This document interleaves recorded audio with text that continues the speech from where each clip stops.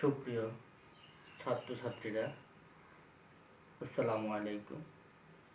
আশা করি তোমরা সবাই ভালো আছো। আমি তোমাদের গত একটা ক্লাসে প্রোগ্রামিং এসেনশিয়ালের পঞ্চম অধ্যায়ের কিছু বিষয় নিয়ে আলোচনা করেছি। আজকে আমরা যে বিষয়টা নিয়ে আলোচনা করব বা দেখব সেটা হচ্ছে অধ্যায় 6, সিদ্ধান্ত গ্রহণ, প্রোগ্রামিং এসেনশিয়ালের। এখন বিষয়গুলো তোমরা একটু মনোযোগ সহকারে দেখো এবং বোঝার চেষ্টা করো।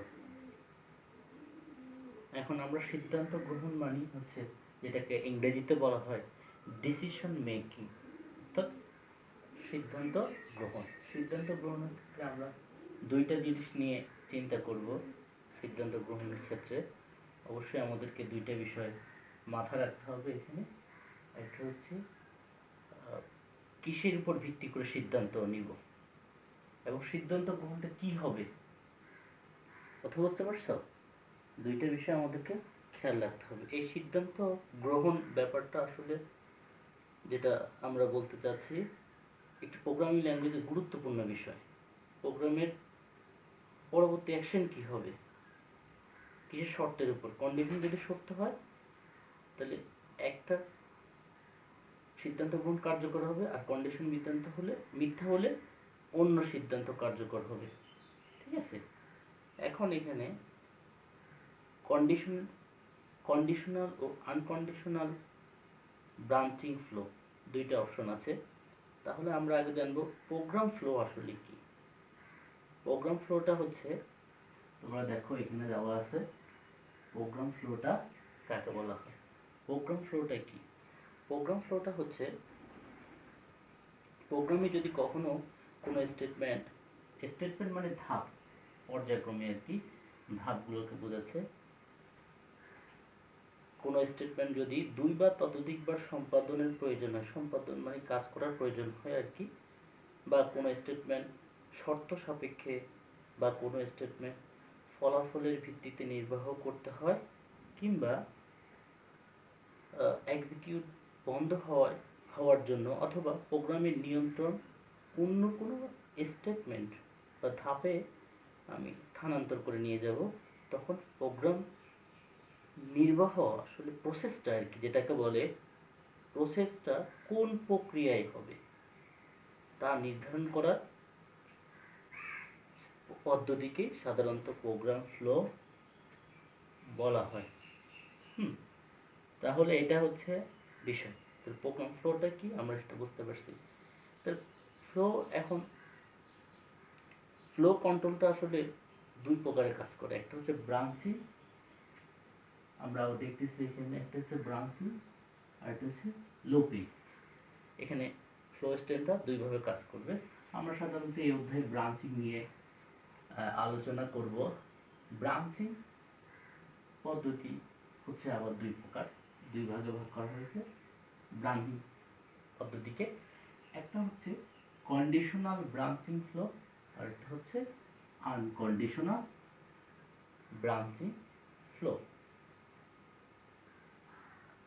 আচ্ছা, এখানে এখন আমরা যে বিষয়গুলো দেখব, প্রত্যেকটা বিষয়ে কিছুটা আমরা আলোচনা করব। তোমরা বিস্তারিত বই থেকে দেখে নিবা। আমি যদি তোমাদেরকে গুরুত্বপূর্ণ মৌলিক বিষয়গুলো যেগুলা তোমাদেরকে ফলো করা খুবই দরকার, সেই বিষয়গুলো নিয়ে আমি আলোচনা করব। তোমরা আশা করি দেখো, আমরা এখন কন্ডিশনাল ব্রাঞ্চিং ফ্লো নিয়ে আলোচনা করব। কন্ডিশনাল ব্রাঞ্চিং ফ্লো কি বা কাকে বলে? হ্যাঁ, কন্ডিশনাল মানে কি? আমি আগে বলছি কন্ডিশন মানে শর্ত। তাহলে কন্ডিশনাল ব্রাঞ্চিং ফ্লো কি হবে, কিসের উপর ভিত্তি করে শর্তটা হবে? যখন কোনো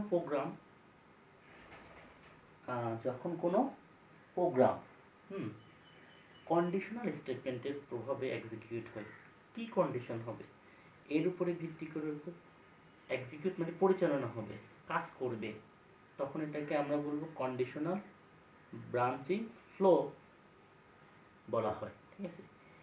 এতে এখানে একটা জিনিস খেয়াল রাখতে হবে, প্রোগ্রামের কন্ডিশন যদি সত্য হলে এক ধরনের ফলাফল দিবে, আর যদি মিথ্যা হলে অন্য ধরনের ফলাফল পাওয়া যাবে। এটাই হচ্ছে আসলে মৌলিক কন্ডিশন। প্রোগ্রামের কন্ডিশনগুলো কাজ করবে এভাবে, এখানে ব্রাঞ্চিং ফ্লো কাজ করবে এভাবে। কন্ডিশন সত্য হলে ফলাফল একটা হবে, আর যদি মিথ্যা হয় ফলাফল আরেকটা হবে। এখন এই কন্ডিশনাল ব্রাঞ্চিং ফ্লোর মধ্যে সাধারণত 4 ধরনের স্টেটমেন্ট আছে। ব্রাঞ্চিং ফ্লো স্টেটমেন্ট খেয়াল করো, আমি এখানে দিয়ে দেওয়ার চেষ্টা করছি। একটা হচ্ছে ইফ স্টেটমেন্ট, আরেকটা হচ্ছে ইফ আলস স্টেটমেন্ট, আরেকটা হচ্ছে আলস ইফ স্টেটমেন্ট, আরেকটা হচ্ছে নেস্টেড ইফ স্টেটমেন্ট। এখন আমরা ইফ স্টেটমেন্ট, এখানে 4টা স্টেটমেন্টই খুবই গুরুত্বপূর্ণ। এই বিষয়গুলো তোমাদেরকে বারবার চর্চা করতে হবে, এই 4টা স্টেটমেন্ট কন্ডিশনাল ব্রাঞ্চিং ফ্লোর মধ্যে। এবং এই স্টেটমেন্টগুলোর ভিতরে যে বিষয়গুলো তোমাদেরকে খুবই খেয়াল রাখতে হবে সেটা হচ্ছে ইফ স্টেটমেন্ট সিনট্যাক্স।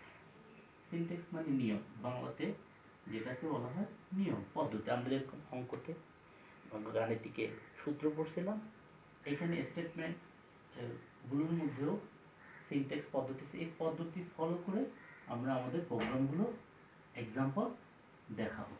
বুঝতে পারছো? এখন এখানে একটা বিষয় খেয়াল করো, বা বিষয় খেয়াল করার আছে, সেটা হচ্ছে ইফ স্টেটমেন্টটা আসলে কি। ইফ স্টেটমেন্ট কি? প্রোগ্রামের শর্ত সাপেক্ষে কোনো স্টেটমেন্ট সম্পাদনের জন্য শর্ত সাপেক্ষে ইফ স্টেটমেন্ট ব্যবহার করা হয়। ঠিক আছে? এখন এখানে ইফ স্টেটমেন্ট সমূহের সিনট্যাক্সটা কি? আমরা যদি সিনট্যাক্সটা লক্ষ্য করি, ইফ, ভালো করে খেয়াল করো, if condition statement, if condition মানে শর্ত সাপেক্ষে, আর এখানে স্টেটমেন্টস আছে। হ্যাঁ, এখন আমরা এইটা হচ্ছে সিনট্যাক্সটা দেখলাম। এখানে ফ্লো চার্টটা তোমরা বই থেকে দেখে নিবা, আমি ফ্লো চার্টটা নিয়ে আর আলোচনা করতেছি না। পরীক্ষায় কিন্তু ফ্লো চার্টও আসতে পারে, সিনট্যাক্স ও ফ্লো চার্ট সহ আলোচনা করো, এরকম আসতে পারে। ইফ স্টেটমেন্টের সিনট্যাক্স ও ফ্লো চার্ট লেখো। সিনট্যাক্স কি, ফ্লো চার্ট কি, হয়তো এক্সাম্পলও চাইতে পারে, এক্সাম্পল চাইলে তোমরা দিয়ে দিবা। তাহলে আমরা এখানে সিনট্যাক্সের লিখছি ইফ কন্ডিশন স্টেটমেন্টস। তাহলে আমরা এখন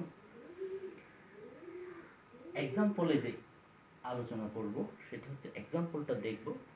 সেটা কি এক্সাম্পলটা দেখব, এই আমরা এখানে একটা এক্সাম্পল দেওয়া আছে, তোমরা ভালো করে লক্ষ্য করো। a equal to 30 R b equal to 10। ঠিক আছে? তাহলে এখানে দেখো, আমি এখানে এর মান নিলাম, b এর মান নিলাম। ঠিক আছে? এখন এখানে ইফ একটা কন্ডিশন দিয়েছি, if a greater than b। কন্ডিশনটা কি? If a greater than b। কন্ডিশনটা স্টেটমেন্টটা হবে, আমি এখানে কন্ডিশন দিয়েছি ইফ কন্ডিশন, এই কন্ডিশনটা এখানে দেওয়া আছে, আমি এর মানও নিয়েছি, বি এর মানও দেওয়া আছে। তাহলে এখন আমি এখানে যে স্টেটমেন্ট এটা দেব, ভালো করে লক্ষ্য করো, প্রথমে কন্ডিশন, কন্ডিশন, তারপরে স্টেটমেন্ট, তারপরে একটা স্টেটমেন্ট। তাহলে আমি এখানে কি দিছি, তোমরা এখানে একটু খেয়াল করো, সেটা হচ্ছে print A is greater than B. A is greater than B, তার মানে এর মান বি থেকে বড়, তাই না? তাহলে আমরা আউটপুট দেখাবে এখানে কি, এর মান কি গ্রেটার বি থেকে বড়। হ্যাঁ, এখন যদি আমি এখানে আরেকটা জিনিস খেয়াল করো, এখানে যদি এর মান আমি 30 না দিই, এখানে যদি এর মান ধরো শুধুমাত্র 5 দিলাম, তাহলে কন্ডিশন কি, এখানে কি দেখাবে, এখানে কি এ ইজ গ্রেটার দেন বি দেখাবে, এর মান বি থেকে বড় না, এখানে দেখাবে কি উল্টাটা হবে। তখন এখানে হবে কি, বি ইজ গ্রেটার দেন এ, অর্থাৎ বির মান এখানে এ থেকে বড়। হ্যাঁ, অথবা এখানে আরেকটা কন্ডিশন দেখাতে পারে, যেটা আমরা বলবো, সেটা হচ্ছে যে এখানে এভাবে না দেখিয়ে এখানে তোমার কন্ডিশনটা কি করবে, যাচাই করবে। তখন এখানে বলবে এ ইজ গ্রেটার দেন বি, না, তাহলে কন্ডিশন এটা কি আউটপুট বা ফলাফল প্রদান করবে না। ঠিক আছে? তখন আমরা কি করব, আরেকটা জিনিস খেয়াল করতে হবে এখানে, যে উদাহরণগুলো কিন্তু তোমরা ভালোভাবে দেখবা, ঠিক আছে? কারণ উদাহরণ যদি তুমি নাই বুঝো তাহলে তো তুমি লিখতে পারবে না খাতায়, ঠিক আছে? প্রিন্ট কীভাবে হবে, হ্যাঁ, কথা বুঝতে পারছো? আচ্ছা, তাহলে এটা হচ্ছে জাস্ট এই কন্ডিশনের ক্ষেত্রে। এখন আমরা চলে যাব ইফ আলস স্টেটমেন্টের ক্ষেত্রে। ইফ আলস স্টেটমেন্ট সাধারণত ইফ এবং আলস স্টেটমেন্ট নিয়ে, ইফ মানে যদি, আলস মানে অন্যথায়। অর্থাৎ আমরা আগেরটাতে কিন্তু শুধু ইফ, যদি এটা হবে হ্যাঁ হবে, না হলে নাই, ঠিক আছে? এখানে কোনো আমরা অন্যথায় আরেকটা হবে এটা অপশন দিইনি, কন্ডিশন দিইনি। কিন্তু আমরা ইফ এলস স্টেটমেন্টে তোমরা খেয়াল করো, ইফ এলস স্টেটমেন্টে কিন্তু আমরা কন্ডিশন কি দিছি, ইফ কন্ডিশন স্টেটমেন্ট আবার আলস স্টেটমেন্ট। অর্থাৎ যদি কন্ডিশনটা সত্য হয় তাহলে এটা কাজ করবেই, ওকে, আর অন্যথায় এটার বিকল্প আলস এটা কাজ করবে। আমরা এক্সাম্পল দেখি, আরও আমাদের সহজ হয়ে যাবে। হ্যাঁ, আমরা এই এক্সাম্পলটাই দেখি। এখানে ধরো 30 আছে, হ্যাঁ 30 থাকবে। আমরা এখানে যে বিষয়টা এখন দেখব সেটা হচ্ছে, তাহলে এখানে আমরা গ্রেটার দ্যান না দিয়ে এখানে আমরা লার্জেস্ট দিতে পারি। Large, larger, LARGER, larger. হ্যাঁ, তাহলে এখানে যদি এই কন্ডিশনের ক্ষেত্রে কাজ করি, ভালো করে লক্ষ্য, ইফ এলস কন্ডিশন সিনট্যাক্স দেখে কিন্তু আমি কন্ডিশনগুলো লিখছি। প্রথমে মান নিছি, তারপরে এই কন্ডিশন দিছি, কন্ডিশন কন্ডিশন, এখানে কিন্তু এটা হচ্ছে কন্ডিশন। বুঝতে পারছো? তাহলে এখন এই কন্ডিশনটা কিসের উপর কাজ করবে? আমি কন্ডিশনটা কাজ করব এই ইফ শর্তের উপরে। এখন এই শর্তটা কিসের উপর কাজ করবে? এখানে কিন্তু স্টেটমেন্ট দেওয়া আছে, সরি এখানে স্টেটমেন্ট এটা দেওয়া আছে। স্টেটমেন্ট কি লিখছি, এ ইজ, এখানে দেখো এ ইজ লার্জার দেন বি। তোমরা লেখা করতেছে এ ইজ লার্জার দেন বি, ঠিক আছে? এখন এখানে যে জিনিসটা আমরা আরেকটু লক্ষ্য করব সেটা হচ্ছে, এখানে আরেকটা জিনিস বোঝা আছে, সেটা এখন আমি কিন্তু এখানে দেখো আরেকটা অন্যথায় আলস স্টেটমেন্ট, অন্যথায় print b is larger than a, অন্যথায় কিন্তু আমি এখানে উল্লেখ করছি, যেটা কিন্তু প্রথমটাতে ছিল না। তাহলে দেখো সিনট্যাক্স দুটোর মধ্যে শুধু পার্থক্য কি, এখানে ইফ কন্ডিশন ছিল আর এখানে এলস কন্ডিশন একটা নতুন অন্যথায় যুক্ত হয়েছে। তাহলে এখানে আলস মানে অন্যথায়, তার মানে এটা যদি না হয় এটা হবে অবশ্যই, অথবা এটা যদি না হয় এটা হবে, যে কোনো দুইটার একটা হতে হবে, এটাকে বলে অন্যথায়। যদি মানে যদি অন্যথায়, যদি দিয়ে দিছি। এখন দেখো তো, এখন তাহলে আমাদের প্রিন্টের আউটপুট ফলাফলটা কি হবে? এই দুইটার মধ্যে তোমরা নিশ্চয়ই এতক্ষণে বুঝতে পারতেছো যে ফলাফলটা এখানে কি হবে। ফলাফলটা আমার এখানে যে অবস্থান দাঁড়াবে সেটা হচ্ছে, এখানে দেখো এর মান 30, এর মান 10, তাহলে নিশ্চয়ই আমার এখানে এর মান কি, তাহলে এখানে এ লার্জার দেন বি। এখন এখানে যদি আমি এর মান তোমার 20 দিই, বির মান 30 দিই, তোমাদের বোঝার জন্য আমি একটু অন্যভাবে লিখেছি। তাহলে এখানে কোন কন্ডিশনে কাজ করবে? নিশ্চয়ই এখানে এই কন্ডিশনটা কাজ করবে, সেটা হচ্ছে B is larger than a. কারণ এখানে এই এ তো আর বড় না তখন, কারণ তখন এর মান ছোট, বির মান বড়, ঠিক আছে না? আশা করি তোমরা বুঝতে পারছো।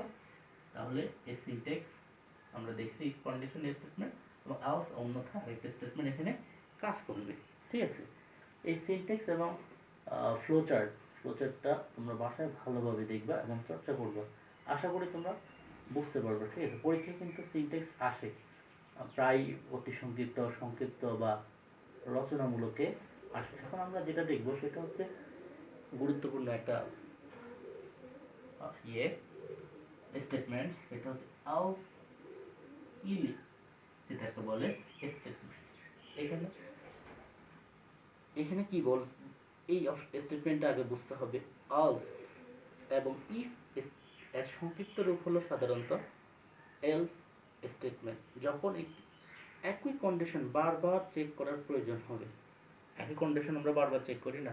যেমন আমরা তিনটি সংখ্যার মধ্যে বড় সংখ্যাটা নির্ণয় করার জন্য কি আমরা কন্ডিশন আসলে কোনটা হবে আমরা তো জানি না, আমরা তখন কি বারবার চেক করি না, তখন সাধারণত আমরা এই কন্ডিশনটা স্টেটমেন্টটা ব্যবহার করি। এখানেই কিন্তু এটাই বোঝাচ্ছে। এবং এখানে এলস মানে এলস এবং ইফ স্টেটমেন্ট মিলে এলস স্টেটমেন্ট গঠিত হয়েছে, ঠিক আছে। কন্ডিশন যখন আমি বারবার চেক করার প্রয়োজন হবে তখন আমার এই স্টেটমেন্টটা ব্যবহার করতে হবে। এখানে কিন্তু আরেকটা জিনিস খেয়াল করবে, এখানে এলস, এখানে ইফ এবং এলস স্টেটমেন্টটা সাধারণত কোথায় বসে? হ্যাঁ, এখানে এলস স্টেটমেন্টটি ইফ এবং এলস স্টেটমেন্টের মাঝখানে বসে। অর্থাৎ এখানে তোমার ইফ এবং দেখো এলস এর মাঝেই কিন্তু আমার এই এলস স্টেটমেন্ট, এই দুইটা কিন্তু বসছে, ঠিক আছে। তাহলে আমি এই স্টেটমেন্টে বসাইতে হলে প্রথমে আমাকে কি করতে হবে?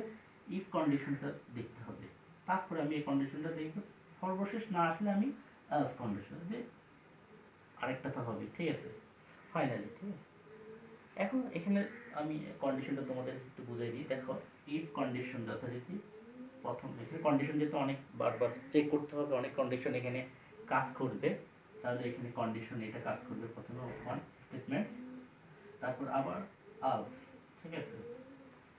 তো এলস এর এই কন্ডিশনটা কাজ করবে এখন, কন্ডিশন টু স্টেটমেন্ট, এভাবে অনেক কন্ডিশন যাচাই করতে পারবে আলস কন্ডিশন এন্ড স্টেটমেন্ট পর্যন্ত। যদি এটাও না হয় তাহলে এলস স্টেটমেন্ট, এই অপশনটা ফাইনালি কাজ করবে। তাহলে এই কন্ডিশনগুলোর মধ্যে এই স্টেটমেন্টের মধ্যে ইফ এবং এলস স্টেটমেন্টের মধ্যে এলস স্টেটমেন্টের পার্থক্য কি? এটা সাধারণত ইফ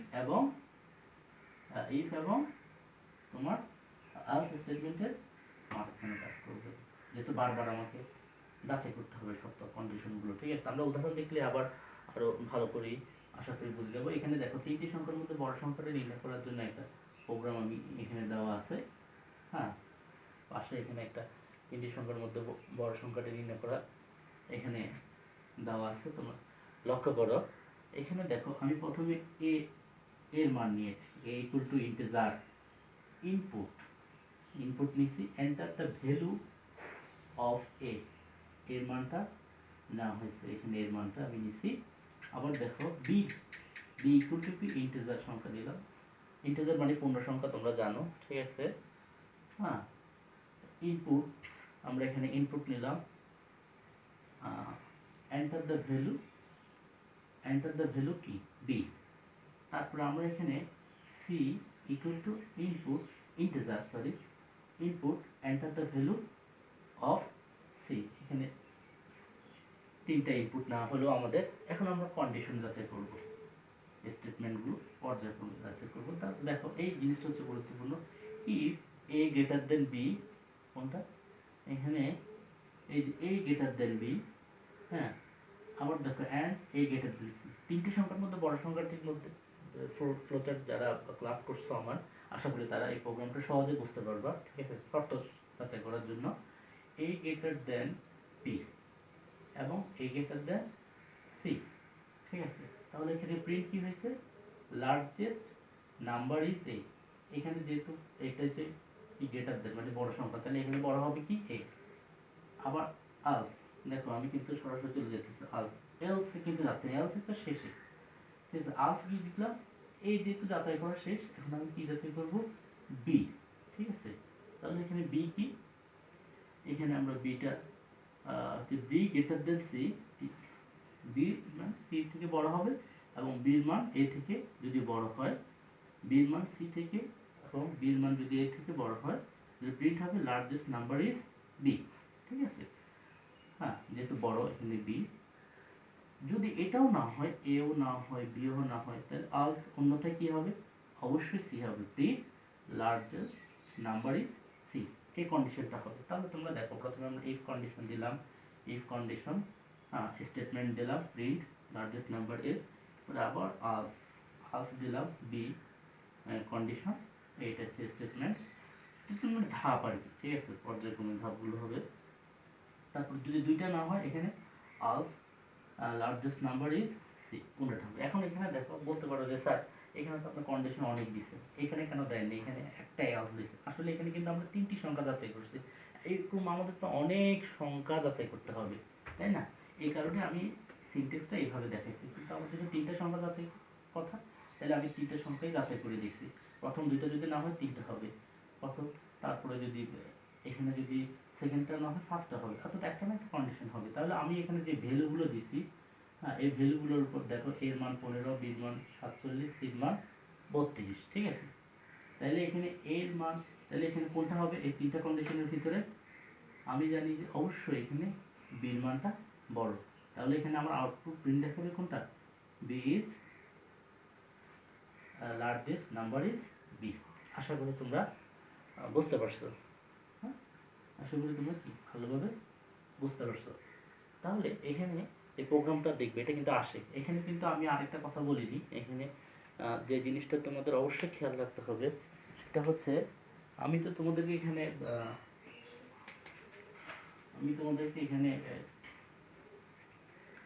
তিনটি সংখ্যার মধ্যে বড় সংখ্যাটি পড়াইছি, কিন্তু পরীক্ষায় কিন্তু এখানে তোমার এভাবে আসতে পারে, অর্থাৎ তিনটি সংখ্যার মধ্যে ক্ষুদ্র সংখ্যা। তাহলে কিন্তু আমরা জাস্ট এখানে যে কন্ডিশনগুলো যেগুলো লিখছিলাম, ক্ষুদ্র সংখ্যা যদি বলে তাহলে এ লেস দেন বি অ্যান্ড কি লিখবো আমি তখন এখানে লিখবো এ লেস দেন সি। হ্যাঁ, তারপরে আমি প্রিন্ট লিখবো, দিলে আমার যে শর্ত আছে এই শর্তটা এখানে লিখে দিব, অর্থাৎ ইনপুট, অর্থাৎ কি largest smallest number is a. এভাবে আমি আবার এখানে কি দিব, এল দিয়ে এখানে b greater than c and b greater than a. তখন এখানে প্রিন্ট কি হবে আমার? এখানে প্রিন্ট হবে স্মলেস্ট নাম্বার ইজ কোনটা? ছোট নাম্বার এখানে কোনটা? বি। হ্যাঁ, কন্ডিশন দিতে করে দেবো। অন্যথায় এলস, তাহলে একটা তো হবে, অন্যথায় কন্ডিশনটা কি হবে?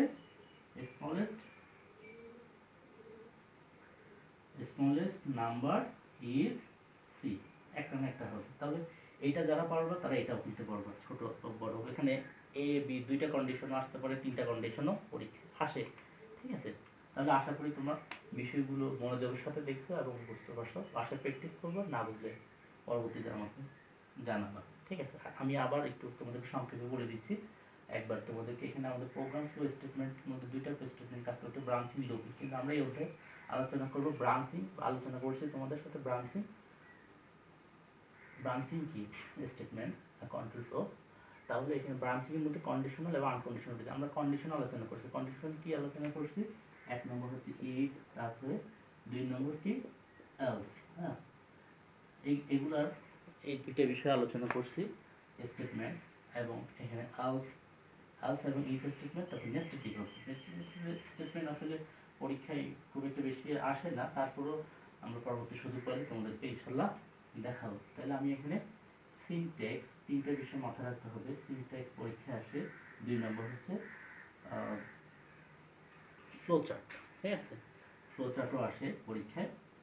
হ্যাঁ, তারপরে তোমার এক্সাম্পল তোমাদেরকে বলতে পারে, উদাহরণ দিয়ে দিবে, ঠিক আছে? তাহলে আশা করি যারা সিনট্যাক্সগুলো ভালো করে, নিয়ম সূত্রগুলো ভালো করে বুঝবা, তারা প্রোগ্রাম সম্পর্কে তাদের খুঁটিনাটি বিষয় আরও ক্লিয়ার হয়ে যাবে, ঠিক আছে? ফ্লো চার্টও তোমরা বুঝতে পারো ভালোভাবে, তারপর উদাহরণগুলো দেখবা, ঠিক আছে? এখন এইভাবে তোমরা বাসায় প্র্যাকটিস করতে থাকো। আর তাহলে তোমরা আরেকটা কাজ করবো, সেটা হচ্ছে এগুলা তোমাদের যাদের বাসায় পিসি আছে, বাসায় প্র্যাকটিস করতে পারো সফটওয়্যার ইনস্টল করে, অথবা তোমরা এটা ইচ্ছা করলে আরও ভালোভাবে প্র্যাকটিস করতে পারো। বইয়ের ভিতরে অনেক থিওরিটিক্যাল বিষয় খুঁটিনাটি দেওয়া আছে বোঝার, তোমরা এগুলো বাসায় বসে বসেই দেখবা। তাহলে সবাই ভালো থাকো, সুস্থ থাকো। আল্লাহ হাফেজ।